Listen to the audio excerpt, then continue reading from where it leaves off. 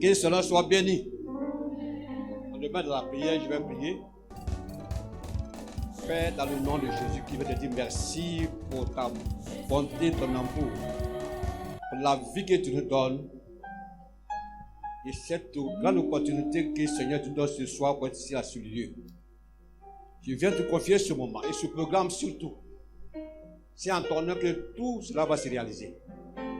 Voilà pourquoi ce soir nous sommes là pour commencer le programme.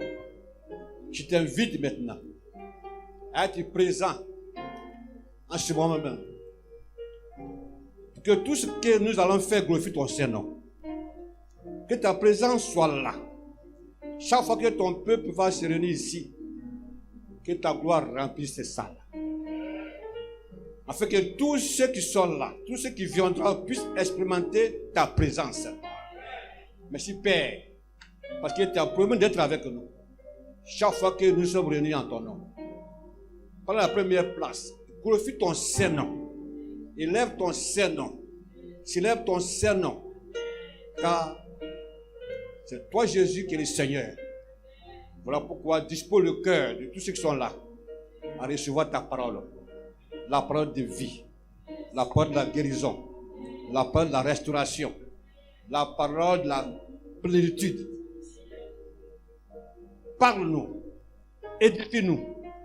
Car nous sommes ton peuple. Que cette parole ce soit fasse du bien à notre âme. Durant toute cette semaine, tu as un message pour chaque personne. Voilà pourquoi tu vas permettre à ce que ton peuple soit présent du lundi jusqu'au vendredi et dimanche. Je te donne la gloire et je te dis merci pour ta présence, pour la vie de ton peuple, la vie de tous ceux qui sont là. Merci Seigneur. Tu es Seigneur dans les cieux. Tu es Seigneur sur la terre. Tu es le Seigneur sous la terre. Ton nom est béni. Ton nom est magnifié. Ton nom est glorifié. À toi la gloire. Dans le nom de Jésus, nous allons dire prier. Amen. Que cela soit béni. Nous allons commencer notre programme qui est très important. Le Seigneur nous a donné déjà les thèmes que nous allons développer durant toute cette semaine, du lundi jusqu'au vendredi et terminé par le dimanche. Mais ce soir, je vais vous parler de quelque chose qui est très important pour votre vie spirituelle. Je dis bien pour votre vie spirituelle. C'est cette vie spirituelle que le Seigneur regarde. C'est cette vie spirituelle qui a un grand prix devant Dieu. Aujourd'hui, beaucoup de vies spirituelles sont menacées parce qu'ils n'ont pas de fondement. La vie spirituelle du chrétien doit avoir un fondement.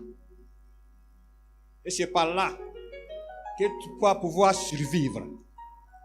C'est par là que tu vas pouvoir adorer le Seigneur et le servir.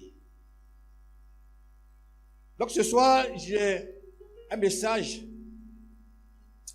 très important, comme je dis pour ta vie. Mais je vais vous parler du secret de l'église primitive. C'est la première église. Comment cette église a survécu? Comment cette église s'est développée?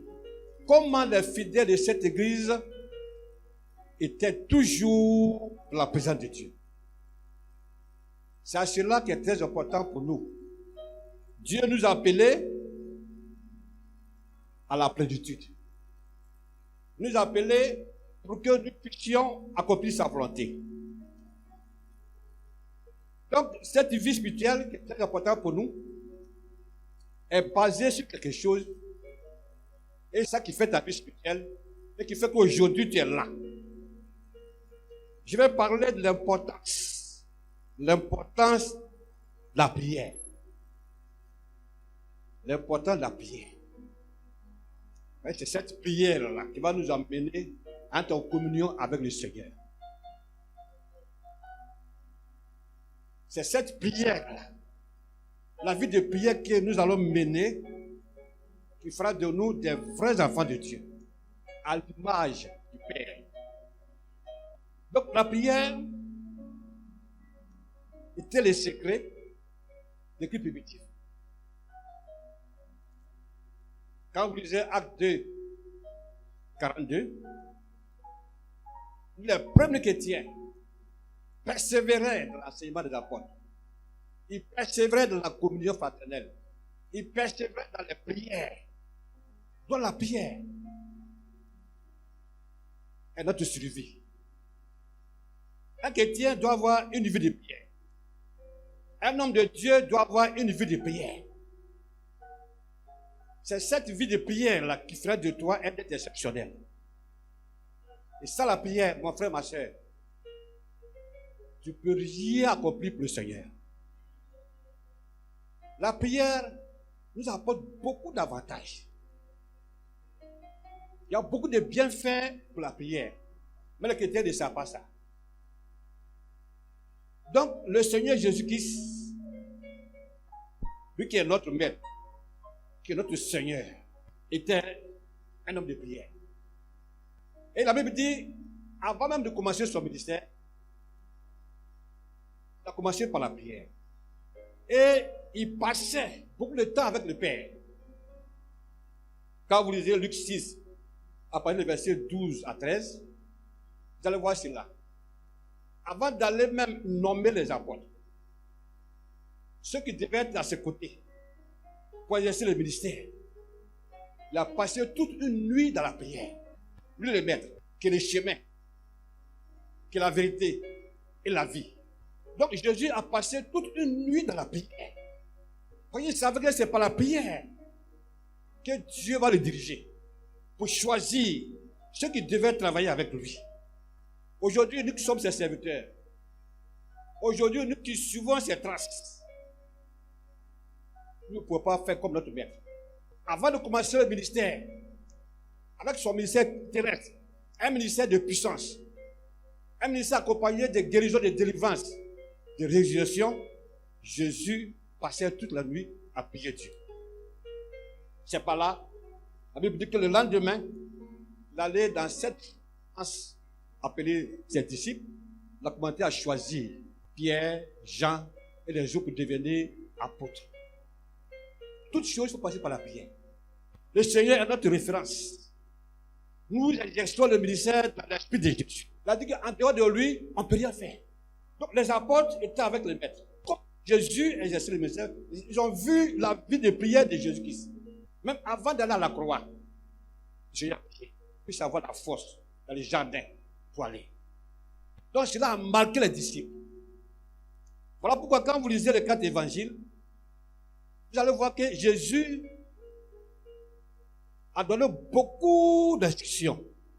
Il n'a jamais enseigné à ses disciples comment chasser les démons. Il n'a jamais enseigné à ses disciples comment guérir les malades. Mais il a donné l'ordre d'aller chasser les démons. Guérir les malades en son nom. Le seul sujet qu'il a donné un enseignement, c'est de la prière. Il dit, voici comment vous devez prier. Alléluia. Il dit, voici comment vous devez prier. Quand vous lisez dans Matthieu 6, le verset 9. Et c'est très important. Donc le Seigneur a enseigné à ses disciples comment prier. Et aussi, ils ont vécu cette vie de prière. Après le départ du maître, ils ont continué cette vie de prière. Quand le Seigneur a dit, attendez, jusqu'à ce que cet esprit descende, et vous serez mes témoins à Jérusalem jusqu'au bout de la terre. Ils ont entendu dans la prière. Donc ils ont prié dans la chambre haute. Pendant plusieurs jours, et c'est par la prière que la première fois, le Saint-Esprit est descendu sur cette terre. Et qu'il est parmi nous aujourd'hui. Ils ont prié, Seigneur. Dans la chambre haute. Quand vous lisez Acte 2, le verset à 4, cet esprit est descendu. Après la venue de cet esprit, ils ont continué encore à prier. Il dit, je suis en train de vous donner le secret des apôtres. Aujourd'hui, nous sommes là pour partir sur le fondement des apôtres. Et j'étais les pères fondateurs de l'église. Ils ont posé le fondement. Et nous sommes venus pour bâtir là-dessus. peut pas bâtir à côté du fondement. Mais Paul nous dit que chacun prenne garde à la manière dont il bâtit dessus.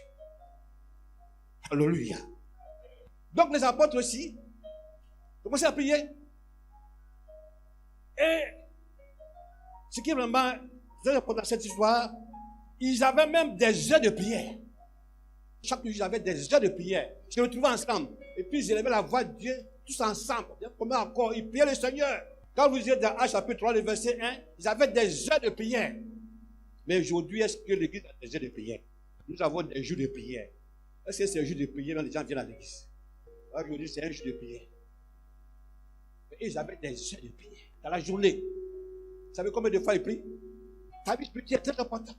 Je peux dire que ce soir, la prière, c'est le fondement de ta vie spirituelle. Sans la prière, mon frère, ma soeur, tu es en danger de mort spirituelle. C'est la prière qui va t'équilibrer. Les apôtres avaient des heures de prière. Mais pendant qu'ils étaient persécutés, quand je commençais à annoncer l'évangile, ils étaient attaqués. Les gens les empêchaient de prêcher au nom de Jésus-Christ. On les jetait en prison. Mais Dieu envoie son âme pour les libérer. Et chaque fois, on les convoquait. On leur demandait de venir enseigner le nom de Jésus. Mais tout cela, ils disent non, pas question. Parce qu'ils ont vu ce que les apôtres ont commencé à faire. La prière, leur vie de prière, était vraiment forte, était puissante. Ils ont commencé à accomplir les œuvres de Dieu, dans la puissance de Dieu. Aujourd'hui, nous sommes les serviteurs de Dieu. Si nous n'avons pas une vie de prière, nous ne pouvons pas accomplir la volonté de Dieu. Nous ne pouvons pas accomplir l'œuvre de Dieu, la puissance de Dieu. Parce que la prière manifeste la puissance de Dieu dans notre vie. Alléluia. Donc les apôtres, ils étaient oppressés. Et on les a convoqués. On les a interdit de parler au nom de Jésus. J'ai dit aujourd'hui, on m'a fait un beau ministère. On n'a pu parler de cet homme. Parce que vous avez rempli tout Jérusalem de vos enseignements.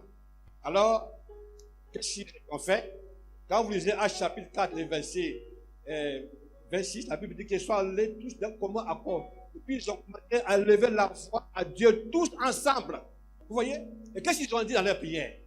Quand vous lisez le verset 30, Acte 30, le verset 30, ils ont dit au Seigneur, dans leur prière, d'étendre sa main sur eux, en fait qu'il se fasse des guérisons et des miracles dans le nom de Jésus-Christ.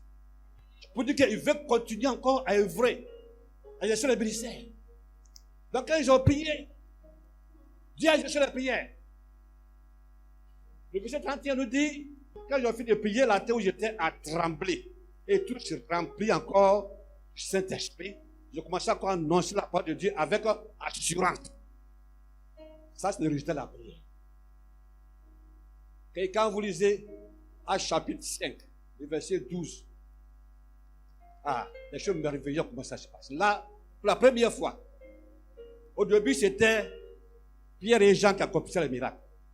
Pour la première fois, la Bible dit que beaucoup de miracles se faisaient par les mains des apôtres au milieu du peuple. Et Dieu a commencé à accomplir des miracles. Aujourd'hui, est-ce qu'il y a des miracles parmi nous? Est-ce qu'il y a des miracles dans l'église? Il n'y a plus de miracles. Qu'est-ce qui se passe? Parce que la puissance de l'église a perdu la puissance de la prière. Et c'est par la prière que Dieu a accompli toutes ces choses. C'est la prière, mon frère, ma soeur. Ton ministère ne peut pas être équilibré. Donc Dieu a commencé encore à se manifester de manière exceptionnelle. Tous les apôtres maintenant accomplissaient des miracles de guérison. Ils avaient l'onction de guérison. La puissance de Dieu était sur leur vie. Ça, c'est le résultat de la prière. Aujourd'hui, nous voulons accomplir ces choses.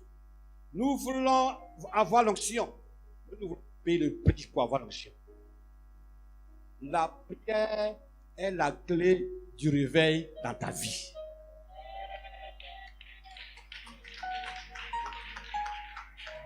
Si tu veux évoluer spirituellement, si tu veux avancer dans le ministère, mon frère, ma soeur, prie.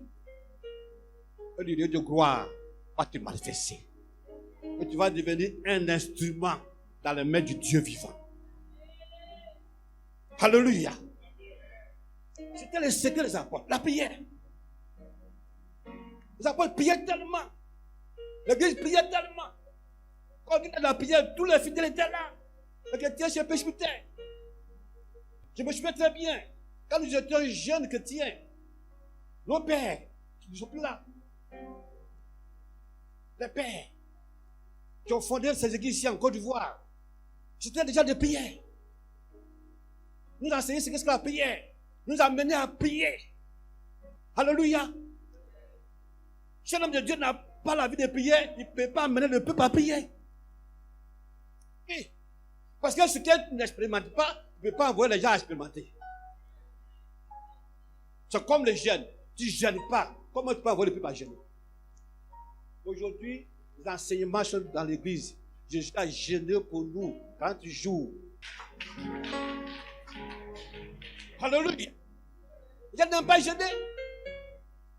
Le pasteur ne veut pas jeûner. Il ne veut pas payer le prix du réveil. Vous voulez que le Seigneur fasse quoi? Comment vous voulez que le Seigneur travaille? D'abord en vous, à travers vous et dans l'église. Alléluia. Sortez de vous le secret des apôtres. La prière. Ils aimaient la prière. Et c'est pour la prière qu'ils ont bouleversé le monde pendant les temps. Pour la prière qu'ils ont pu évangéliser partout. L'évangélisation qu'ils effectuaient avait des résultats. La Bible dit quoi? Marc 16, 20, ils s'en allaient prêcher partout. Et Dieu confirmait sa parole par des guérisons et des miracles les accompagnaient. Ça, c'est le résultat de la prière. Alléluia. C'est le secret des apôtres. Amen. Que ce va se passer? Quand vous lisez dans Actes chapitre 12, vous allez voir quelque chose se poser là-bas. La porte Pierre, d'abord, Jacques a été décapité par le roi Hérode. Jean aussi était mis en prison. L'un de il sera décapité. Voilà, le pasteur Jean est en prison. Qu'est-ce que l'église doit faire? Aujourd'hui, si un pasteur à cette condition, qu'est-ce que l'église doit faire? Le pasteur Jean est en prison. Notre pasteur est en prison. Qu'est-ce qu'on doit faire? Je pense qu'on doit réunir le conseil des églises. Le conseil des églises, on va voir tout le bureau, et puis on va trouver une solution, et puis on va le voir soit, qu'on appelle un cadre, ou bien soit le commissaire, pour lui parler, afin qu'il libère notre pasteur, ou bien nous allons aller avec une certaine somme pour lui donner, pour qu'il puisse le libérer. Mais à cette époque, les apôtres, les chrétiens disent, pas question. Alléluia. Et qu'est-ce qu'ils ont fait? Ils sont allés se réunir quelque part pour prier. Ils ont un Dieu vivant. Un Dieu qui reprend la prière. Un Dieu qui débloque les situations. Un Dieu avec lui, rien n'est impossible. Alléluia. C'est ce Dieu-là que vous adorez. C'est ce Dieu-là que vous aimez ce soir. C'est Dieu qui veut faire de vous un être exceptionnel. Et veut que vous soyez des instruments en ses mains. Alors ils ont pu aller prier. Ils ont levé la voix au ciel pour prier. Pendant que Pierre est en prison, lié. Pendant le lendemain pour être décapité. Je commençais à prier, à prier, à prier, à prier. Quand vous lisez le chapitre 12, le verset 7, la Bible dit quoi? Ce même jour, cette nuit-là, une lumière est descendue dans la prison où Pierre était assis. La lumière, c'est Jésus de Nazareth. Alléluia! En même temps, un ange est apparu. Ah! Il dit, où sont les anges? Ce sont nos compagnons de service. Voyez? Ils sont là à nos côtés chaque fois. Les gens doivent nous visiter. Les gens doivent visiter les églises. Ce n'est pas à nous de les dire, venez visiter. Venez nous visiter. Mais c'est Dieu qui les envoie pour nous servir. Et Dieu a envoyé son ange dans la prison pour libérer Pierre. La prison. C'est pas la puissance de la prière. Alléluia.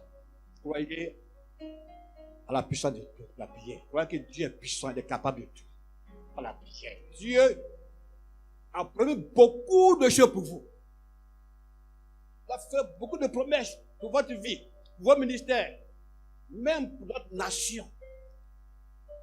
Mais cela ne va pas se réaliser. Tout passe par la prière. Aujourd'hui, tu es là.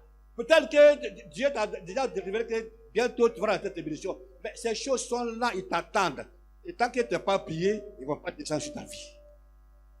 C'est quand tu vas commencer à prier que les cieux vont s'ouvrir sur ta vie. Alléluia. Alléluia. La prière. Soyez des hommes et des femmes de prière. Quand le temps est venu, nous devons nous lever pour prier, pour renverser les forteresses, pour détruire les œuvres du diable. Et pour aller encore annoncer l'évangile, pour sauver les âmes et les amener dans le royaume des cieux. Alléluia. La prière. Aimez la prière. Et je veux que cette église soit une église de prière. Quand vous allez voir, que vous allez instaurer la prière, vous allez voir les résultats.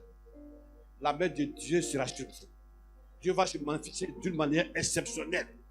Vous allez voir, les âmes elles-mêmes là vont quitter là-bas, ils vont venir. Dieu va ajouter à l'église les âmes qui étaient sauvées. Parce que Dieu va les attirer à la prière. Voilà pourquoi l'apôtre Paul a dit aux Thessaloniciens, priez sans cesse. Du prier sans cesse, n'a pas de temps en temps, du prier sans cesse. Il doit persévérer dans la prière, il doit persévérer dans la prière. Et c'est cela qui a gagné le monde. Notre survie, c'est la prière. Je dis souvent que la prière est la respiration spirituelle du chrétien. Un chrétien qui ne prie pas, tu t'étouffes. Une personne qui ne respire pas, elle s'étouffe. Et parfois, elle va mourir. Ils sont morts parce qu'ils ne prient pas. Tout ce que Dieu a mis en eux, tout a été détruit. Ils n'arrivent plus à jeûner, ils n'arrivent plus à prier. Même pour l'église, ne prie pas tout ça parce que ta vie de prière n'est pas forte. Réveille-toi, toi qui dors, entre les morts, et Christ va t'éclairer. Alléluia. Paul dit prier sans cesse. Il a dit aux Éphésiens, faites en tout temps tout ça de prière et de supplication. Tout ça de prière et de supplication et veillez avec notre persévérance. La prière. Vous devez aimer la prière. Ça va te suffire. Les démons connaissent les chrétiens qui prient, les chrétiens qui ne prient pas. Je connais Paul, je connais Jésus, et toi qui es Dieu. Alléluia. Il faut que les démons vous connaissent. Alléluia. Alléluia. C'est important la prière. Donc je vous exhorte mes frères à chercher la foi de Dieu. C'est vrai que nous avons les paroles prophétiques. Les gens peuvent venir parler sur nous. Les gens peuvent venir donner des révélations. C'est très important. Mais cela ne suffit pas. Ces choses-là ne peuvent pas nous apporter la puissance. Ces choses ne peuvent pas nous transformer. Mais il y a une seule chose qui peut te transformer, qui peut t'amener même encore loin spirituellement, c'est la prière. Qu'est-ce que Jésus a dit? Qu'elle va nous lire dans Matthieu 6. C'est très important. Et toi, quand tu pries, entre dans ta chambre, ferme ta porte et prie ton Père qui est là dans le lieu secret, et ton Père qui voit dans le secret te le rendra. Dans ta chambre. Ta chambre est un lieu secret. Ça se trouve ta vie. Quand Jacob voyageait et qu'il a dormi, cette nuit-là, Dieu a ouvert les cieux et Dieu se révèle à lui. C'est dans ta chambre que se trouve la révélation. C'est dans ta chambre que les cieux s'ouvrent. Toutes les bénédictions que tu vas recevoir vont déjà dans ta chambre. Voilà pourquoi un chrétien doit faire beaucoup en tâchant sa chambre. Il dit, entre dans la chambre, il ferme la porte. Et puis, il n'a pas dit d'aller à Jérusalem, à Israël pour prier. Dans ta chambre, tu trouves Dieu. Dans ta chambre, tu peux raconter Dieu. Parce que Dieu est dans le lieu secret. Donc, je vous exhorte, mes frères, mes soeurs, avoir une vie de prière. Tu vas voir changer les choses dans votre vie. Les choses vont bouger pour vous. Vous allez voir la main de Dieu qui va se manifester dans votre vie, dans vos activités, dans vos affaires, dans votre maison. Dieu sera présent. Alléluia. Ayez une vie de prière. Je dis bien, les choses vont changer. Ne vous asseyez pas pour murmurer, pour planter. Non, Dieu est prêt. Je dis, il y a beaucoup de bénédictions qui vous attendent dans les cieux, mais qui veulent que vous priez d'abord. Tout, on reçoit tout par la prière. Je dis bien, on reçoit tout à la prière. Tu vas avoir l'onction. Il ne faut pas aller à côté de l'homme de Dieu qui a l'onction. En t'attachant ferme, Dieu va te donner l'onction. Alléluia. Alléluia. Que nous avons nos frères, nos soeurs qui voyagent pour aller ici. Oui, j'ai un homme de Dieu. Il va prier pour moi. Toi-même là, puis tu pries. Ce n'est pas là-bas qui est l'onction. L'onction là. Dieu va te prier. Alléluia. Que le Seigneur vous bénisse. Qu'il vous donne la force d'aller plus loin avec lui. Il faut qu'à partir de ce programme-là, tout change, tout évolue, tout marche. Et que Dieu soit présent dans tout ce que vous faites. Que Dieu soit devant tout ce que vous faites maintenant. Que Dieu agisse puissamment. Que de moi maintenant sache qui vous êtes. Alléluia. Il faut que le feu de cet esprit se rallume encore en vous. Le feu de cet esprit doit être encore allumé en vous. Je dis bien, la prière est la clé du réveil dans ta vie. La prière est la clé du réveil dans cette église. Alléluia! Que le Seigneur soit béni. Que le Seigneur vous fortifie. Demain, qu'on sera là encore pour notre programme. J'aimerais que vous soyez présents parce que vraiment, dans cette semaine-là, vous serez visités. Je répète, vous serez visités. Et beaucoup de choses vont changer en vous. Beaucoup de choses vont bouger dans votre vie. Après ce programme, que Dieu vous fortifie. Invitez les autres. Demain, ne venez pas. Venez, car Dieu est là. Et demain encore, je vais traiter un thème très important. Et il va faire du bien dans votre vie spirituelle. Alléluia.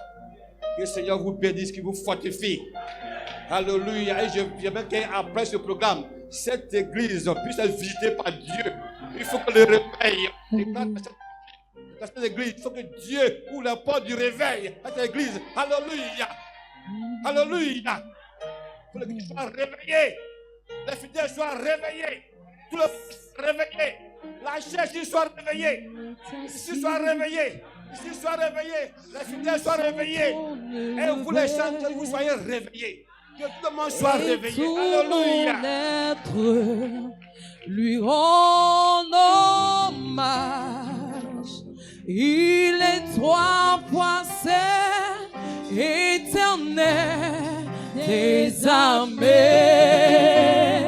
Saint, saint, saint est son puissant nom. Il est assis